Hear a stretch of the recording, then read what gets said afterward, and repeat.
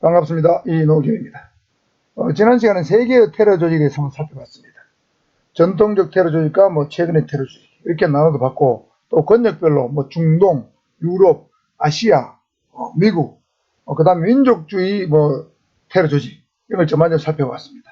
그 중에서 이슬람 국가 IS에 대해서 간단히 구도로 설명을 드렸는데, 이 IS는 최근에 와서 여러 가지 많은 테러를 했기 때문에 이 부분을 조금 더 한번 살펴보고 본 강의하도록 하겠습니다. 자, IS는 이슬람 국가란 뜻이죠. 이슬라믹 스테이트입니다.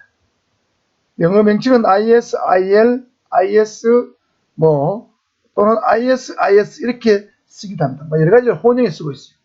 그래서 IS는 굉장히 중요하기 때문에 아직까지 나온 적이 없지만 앞으로는 IS도 테러 조직 중에서 출제될 가능성이 있어서 조금 살펴보도록 하겠습니다.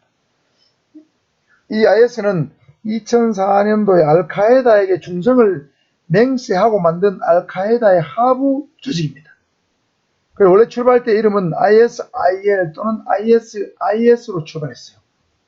테러 조직 이름이 그렇습니다. 알카에다처럼, 하마스, 무자히딘처럼.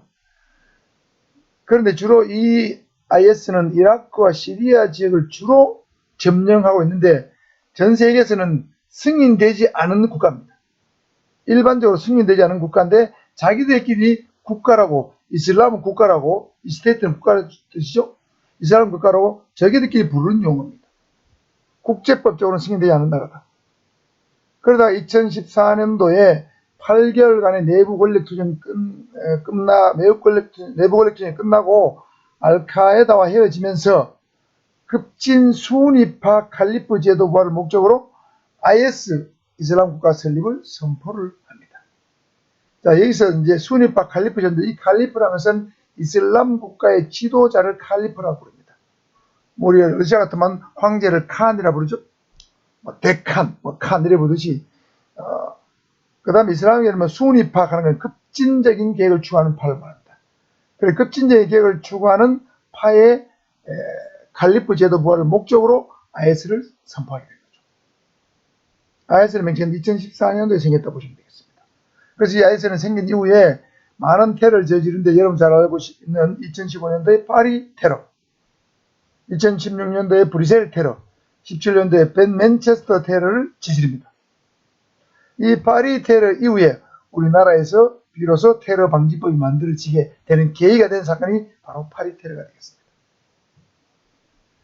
그 IS는 현재 최소한 조직원 숫자가 5만 명 이상이 된다고 알려져 있고 막강한 자금력을 갖고 있다고 알려져 있습니다. 그리고 이 친구들은 특이하게도 여러가지 다양한 트위터를 통해서 서방 출신의 신병들을 계속 모집하고 있습니다. 그 다음에 유튜브에 여러가지 홍보 영상을 올리는데 미국 기자를 막 잔인하게 살해하는 영상을 올려서 전세계 모든 사람들에게 어떤 경악을 불러일으킨 그런 조직이 되겠습니다. 즉 다양한 SNS를 주요 홍보 매체, 선전 매체로 활용하고 있는 것이 바로 IS다. 물론 최근에는 이 이라크와 시리아 지역에 아들이 점령하고 있는 영토를 상당 부분 뺏겨서 상당히 영향이 약화됐습니다만은 가장 과격한 테러를 저지르는 테러 조직의 하나로 되어 있는 것이 IS다. 이렇게 IS를 좀 정리해 두고 오늘의 본 강의 하도록 하겠습니다. 이번 시간에는 우리 제 교재 254페이지에 나오는 테러 방지 활동에 대해서 살펴보겠습니다. 테러를 어떻게 방지할 것인가, 테러 과연 예방할 수 있을 것인가, 이런 쪽에 초점을 두고 살펴보겠습니다. 자, 테러 방지의 가장 핵심적인 어떤 조직이라면 대테러 방지부대겠죠. 예를 들면 우리 대테러 특공대 같은 걸 말하겠습니다. 대테러 특공대의 임무는 인질 및 난동 사건의 진압이 역시 핵심일 것이고, 그 다음에 주변에 테러 사건에서 발생한 부수 피해를 방지하는 것도 당연히 임무가 되겠고요. 그 다음에 현장에 있는 군중들을 안전하게 테러 요원들하고 분리 격리시키는 것도 임무가 되겠습니다. 그 다음에 테러에 진압 또는 협상한 다음에 테러의 증거를 각종 수집하는 체증 활동, 이런 것도 역시 임무가 되겠는데 가장 중요한 건 역시 난동사건, 인질사건, 테러사건 진압이다. 그래서 대테러 부대라고 일반적으로 부르죠. 자, 4대 임무를 두시고, 그 다음 대테러 활동의 수행 단계입니다. 테러를 대하는 건 대는 카운터입니다. 테러를 진압하기 위한 또는 대응하기 위한 활동이다. 이렇게 이해하시고요. 수행 단계는 크게 4단계로 나눴습니다. 준비 단계, 선무 공작 단계, 공격 검거 단계, 수습 단계 이렇게 나눠지는데 두 문자로 외워야 됩니다. 준, 선, 공, 수 무조건 외워야 됩니다. 안 외우면 헷갈립니다. 준선 공수입니다. 준비 과정은 뭐냐면 테러가 발생했을 때 군중을 일단 격리시켜야 되겠죠. 그 다음에 어떤 경계 요원을 배치해야 됩니다. 군중 격리를 위해서는 폴리스 라인 같은 거라든가 이런 차단선을 설치하겠죠. 그 다음에 범인이나 배후 조직이 누군가에 대한 어떤 신원 파악이 이루어져야 됩니다. 이게 쉽지 않겠죠. 전통적 테러 단체는 내가 테러를 했다 밝혔지만 뉴 테러리즘은 이 신원 파악이 안 되죠. 주체가 없는 불분명한 얼굴 없는 테러리즘이라고 제가 설명한 바가 있습니다. 굉장히 어렵습니다. 그 다음에 신원 파악이 어느 정도 되면 진압작전 계획을 수립합니다. 여기는 물론 협상작전과 진압작전을 동시에 수립하겠죠. 두 번째 단계는 바로 선무공작 단계입니다. 여기서 선무란 말은 좀 어려운데 이 선자는 베풀 선자고 요거는 무자는 무슨 무자냐면 숫자는 어루만질 무자입니다. 그러니까 여러 가지로 자꾸 어루만져서 그 다음에 베풀면서 내 편으로 만드는 과정 또는 상대방을 힘을 빼거나 와해시키는 그런 과정을 선무공작이라고 합니다. 보통 이제 공산주의자들은 이 선무공작을 뛰어나죠. 일종의 심리전하고 비슷한 겁니다. 그래서 2단계 선무공작 과정에서는 테러 단체를 설득해 본다. 설득해서 투항을 유도해 본다. 이게 안 되면 테러 조직 자체를 와해시키는 와해 공작을 할 수 있습니다. 이거는 주로 정보 요원들이 하겠죠. 심리전 요원들이 합니다. 선무 요원들이 한다. 그 다음에 2차 피해, 부수 피해 방지 활동, 이것도 선무 공작 과정입니다. 3단계는 이것이 다 안 될 때 선무 공작 과정이 실패했을 때는 공격을 하겠죠. 그래서 저격을 하거나 진압을 하는 침투 작전을 해서 테러범을 검거하는 과정이 되겠습니다. 4단계는 이것이 다 테러범 검거가 끝나면 수습 과정이겠죠. 각종 총기류, 폭발물류를 제거하고 피해자가 있다면 후송하고 그 다음에 테러범에 대한 수사, 조사가 이루어지는 것이 바로 수습 과정인데 자, 대테러 활동 수행 단계 준선 공수고 각 단계별로 해야 될 중요한 임무 이 단계는 신원 파악은 준비 과정이다. 와해 공작이나 부수 피해 방지는 선무 공작 과정이다. 요거 두 개를 잘 구분해야 됩니다. 알겠죠?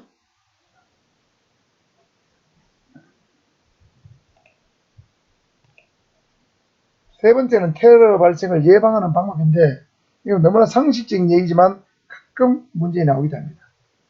첫 번째는 테러 성수 환경을 제거한다. 테러가 발생할 수 있는 또 발생해서 성수가 나갈 수 있는 어떤 환경을 제거하는 것이 굉장히 중요하겠죠.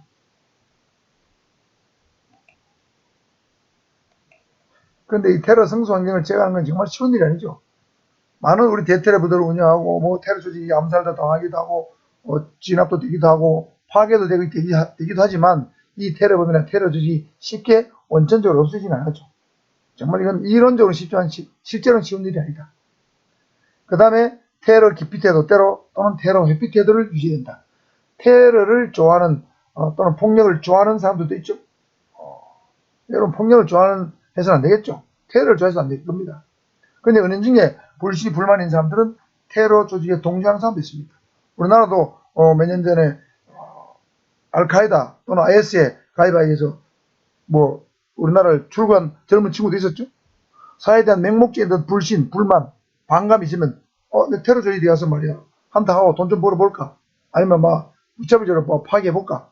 자기 어떤 불만을 부족함을 테러 조직에 가서 펼쳐버리는 잘못된 생각을 가진 사람도 있다는 거죠.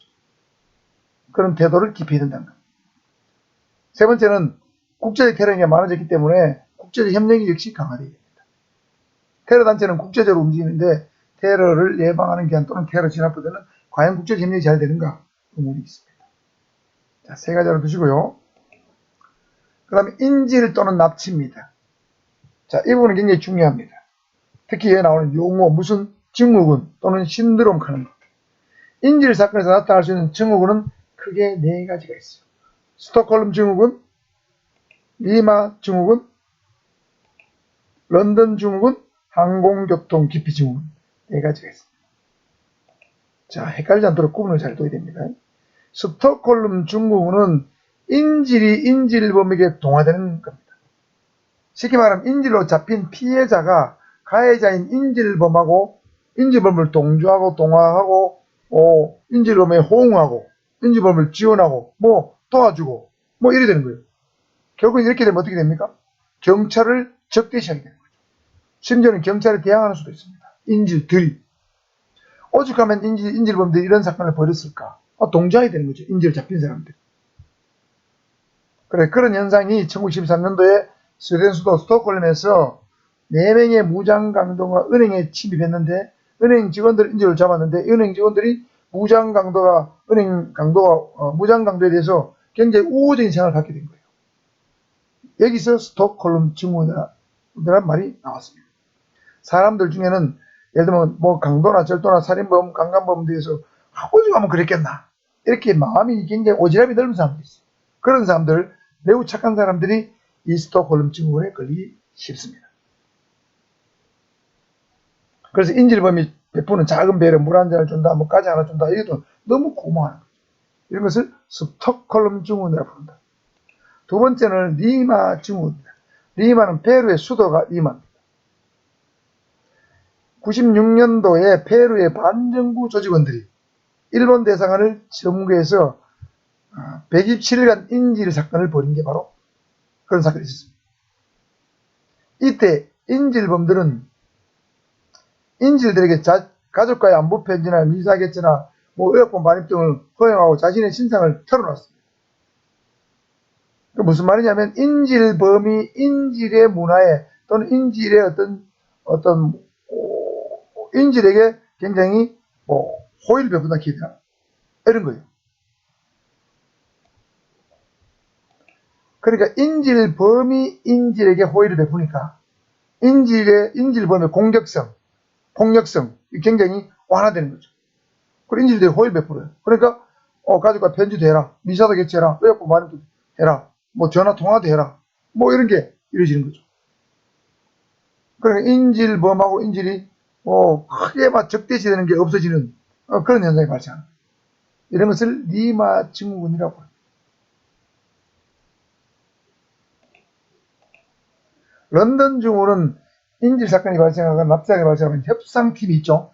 협상팀의 창구를 단일하는데 협상자가 인질범하고 대화를 하고 소통을 하다 보니까 인질범이 니 얼마나 그래 억울하면 그런 일을 벌였겠네 가지고 협상자가 인질범에게 동화되는 현상이에요. 이걸 런던 증후군이라고 합니다. 아까 인질이 인질범에게 동화되는 건 뭐라고 그랬습니까? 이거는 스톡홀름이라고 그랬죠. 협상자가 인질범에게 동화되는 건 런던 증후군입니다. 그 다음에 항공교통 기피 증후군은 9.11 테러 이후에 많은 사람들이 항공기 테러에 대해서 완전히 대공포에 시작한 거예요. 그래서 비행기 이용을 기피하는 현상을 항공교통 기피 증후군이라고 합니다. 자, 특히 여기서 스톡홀름 증후군과 리마 증후군 두 가지를 잘 구분해두시기 바랍니다. 두 번째는 인질 협상입니다. 자, 인질 사건이 발생했을 때 과연 어떻게 협상을 할 것인가? 자, 일단 인질 협상이라는 것은 인질이 인질범에게 잡혔죠. 그래서 인질의 생명 안전을 담보하기 위해서 또는 확보하기 위해서 대테러 기관 또는 대테러 특공대가 인질범들을 설득하고 흥정하고 하는 과정, 그게 바로 인질 협상입니다.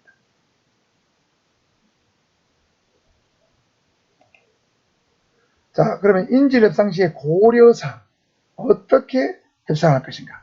이건 뭐 협상팀은 이런 것들 다 알고 있습니다만, 자, 먼저 보겠습니다. 첫째, 보도진을 차단한다. 그 다음에 협상기법상 인질범에게 도주로 탈출 루트를 확보해준다.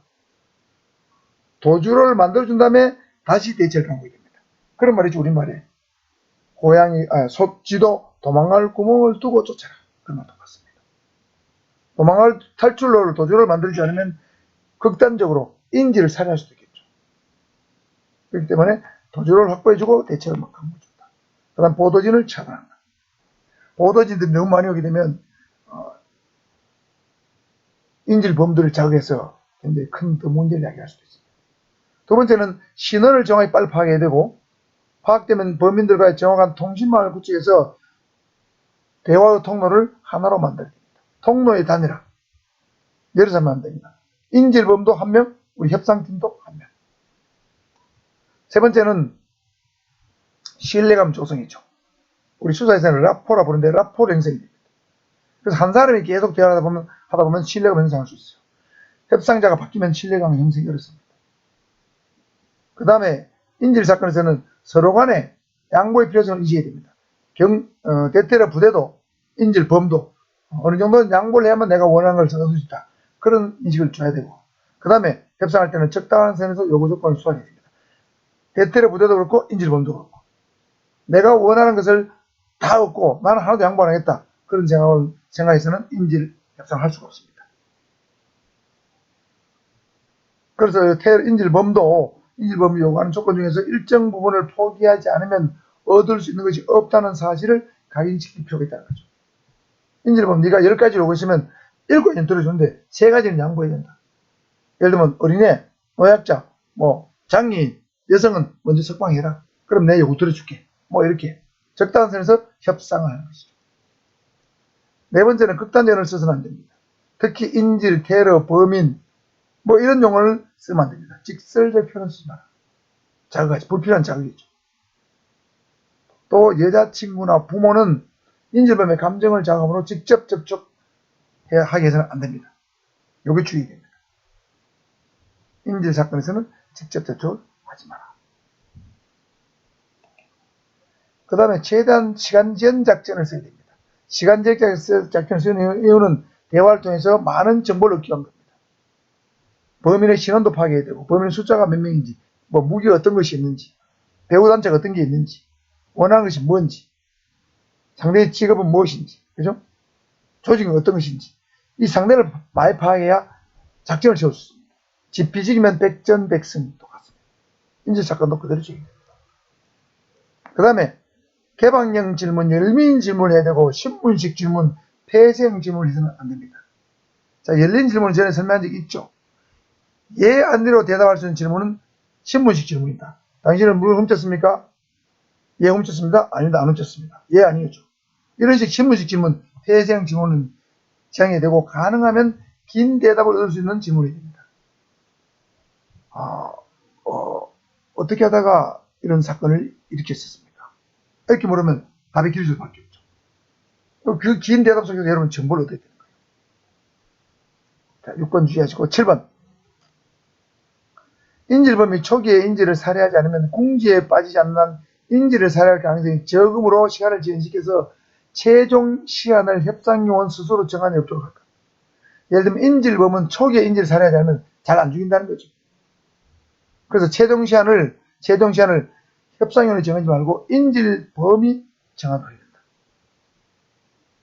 알겠죠? 인질범이 협상의 최종 시한을 정할 수 있어도 협상요원 스스로 최종 시한을 정할 필요는 없다는 거죠. 협상위원이 최종 시한을 정하면 매이는 거죠. 협상위원이 매이는 거예요. 알겠죠? 끌려다니게 된다는 거죠. 인질범에게. 자, 이상 7가지 주의사항 고려장을 두시고, 인질사건 협상시 협상 기법입니다. 자, 영국의 스카트 니고시에이션 인스티튜트, 영국의 스카트 협상 연구소의 인질협상 8단계 순서입니다.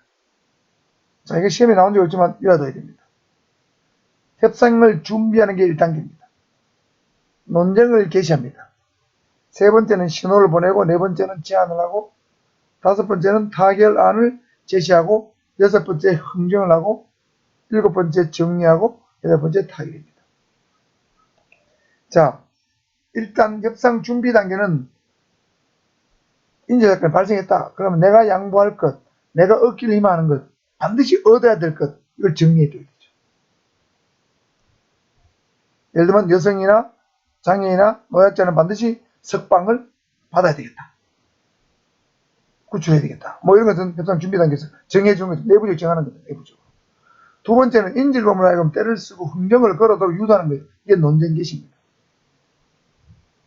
그렇게 원하는 게 뭐냐? 원하는 게 좀 들어주겠다. 이렇게 흥정을 유도하는 거죠. 이게 논쟁 개시입니다. 디베이트 개시, 디베이트. 세 번째는 흥정을 걸어오면 내가 협상에 의사가 있다는 신호를, 메시지를 보내는 거죠. 자, 신호를 보낸다. 네 번째는 협상의 상대나 교신의 방법, 진행 방법 등을 구체적으로 제안하는 겁니다. 이게 제안입니다. 협상은 내가 하겠다. 그 중에서 누가 할 거냐? 교신은 뭐 무정의를 한다? 휴대폰으로 한다. 진행은 요구 조건 한 개 한 개 차례대로 협상 타결될 때마다 진행한다. 뭐 이런 식으로 제안이죠. 다섯 번째는 이런 제안과에 거쳐서 하나의 타결안을 제시합니다. 자, 요 주의해야 되는데 계획의 내용에 대한 타결을 일괄 타결안이 되게 됩니다. 예를 들면 한 가지씩 사안의 내용별로 조건, 시간, 장소, 전달 방식, 식별 방법, 인도에 대한 상대방의 요구 조건 처리 등을 명확히 하여 일괄적으로 협의해서 타결해야 됩니다.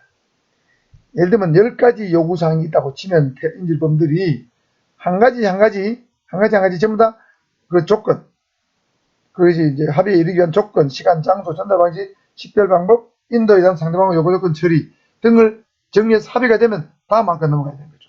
또 다음 안건 넘어가고. 그래서 10가지 안에 대해서 일괄 타결이 된다는 거죠. 10가지 중에서 7가지는 타결되고 3가지 타결 안 됐다. 그거는 일괄 타결이 아니죠. 10가지 원했으면 10가지 다 타결이 된다. 자, 그럼 받아들일 수 있다? 받을 수 없다. 예를 들면 10가지 중에서 7가지는 받아들이겠다, 3가지는 못 받아들이겠다. 동의하느냐? 동의한다. 그럼 일괄 타결이 되는 거죠. 그 다음엔 흥정입니다. 여러분, 흥정은 뭡니까? 물건 같은 사가면 깎는 거죠. 박앤세 한다고 그러잖아요. 예를 들면 우리 옷 사러 갔는데 5만원 주셨다는 게, 에이, 사장님 이거 뭐 4만원 주세요. 안 됩니다. 원가도 안 됩니다. 4만 5천 줘야 됩니다. 그러면 4만 3천 드릴게요. 이게 일종의 박의 흥정이죠. 그래서 이 흥정이라는 것은 일방적으로 양보해야 되는 게 아니죠.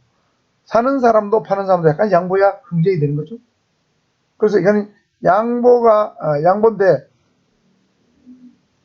여기서 인질 사건에서는 일방적인 양보가 아니고 상호 주고받는 거예요. 내가 한 가지 양보하면 니도 한 가지 양보해라. 뭐 이렇게 된 거죠. 교환이다. 교환이라는 거죠. 서로 주고받는 행식을 유지해야 된다. 그래서 일종의 어쩌면 박앤이라고 써놨지만 어쩌면 이건 딜일 수도 있습니다. 자, 노약자, 장애인, 여성을 석방하면 나는 네가 요구 조건 뭐를 들어주겠다. 이렇게 하면 주고받는 행식이 되는 거죠. 그런데 흥정이 내가 타결안이 이루어졌더라도 요구사항이 바뀌면은 처음부터 새로 협상이 됩니다.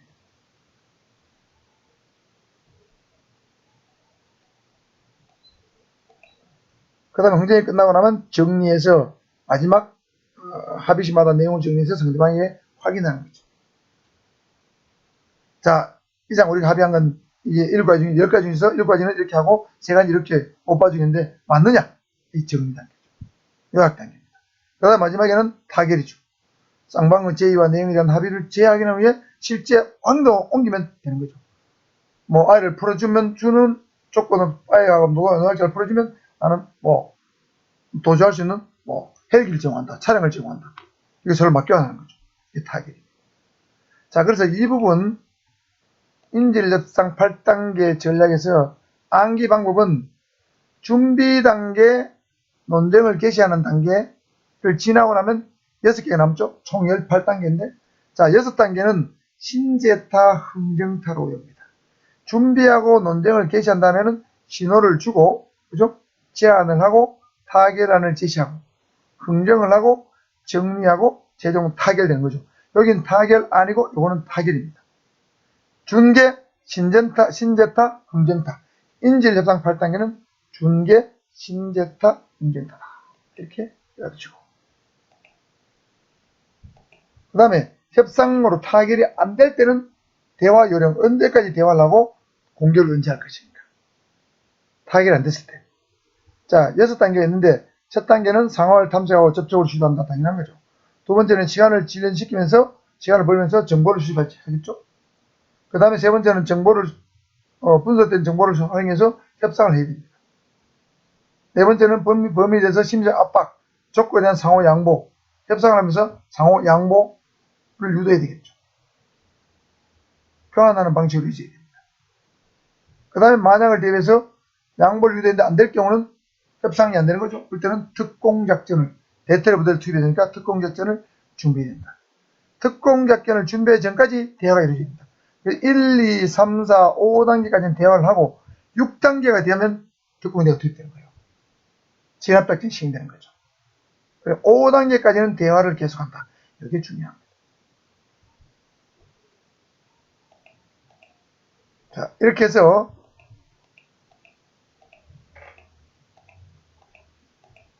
테러에 대해서 전반적으로 테러 방지 활동, 그 다음에 인질사건, 각종 증후군, 인질협상, 협상시 고려사항, 협상기법, 그 다음에 마지막 대화 요령과 공격 전략까지 살펴봤습니다. 오늘 여기까지 하고 다음 영상에서 다른 시간에 또 찾아뵙도록 제가 시간을 많이 할애해